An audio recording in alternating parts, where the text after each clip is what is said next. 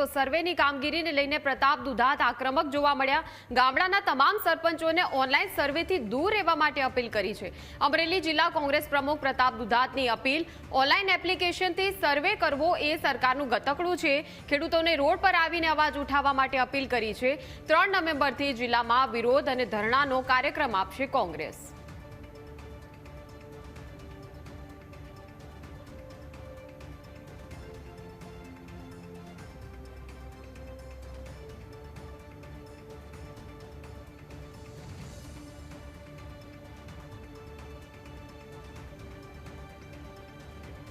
સાથે સૌરાષ્ટ્રમાં વરસાદ ચાલુ છે ત્યારે કોંગ્રેસના એક આગેવાન તરીકે, કોંગ્રેસ પાર્ટી તરીકે અને ખેડૂતના દીકરા તરીકે સરકારને વિનંતી કરતો એક પત્ર પણ લખ્યો અને રજૂઆત પણ કરી કે તમે સર્વેની વાતો બંધ કરો।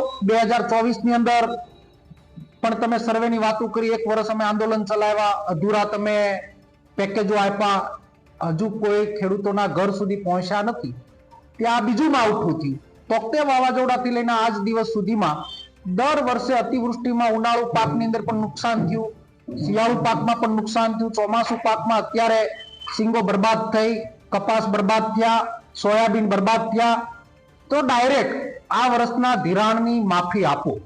આ વર્ષે આપેલા દેવા એટલે કે જે ખેડૂતોએ ધિરાણ લીધા હોય એને ડાયરેક્ટ માફ કરો।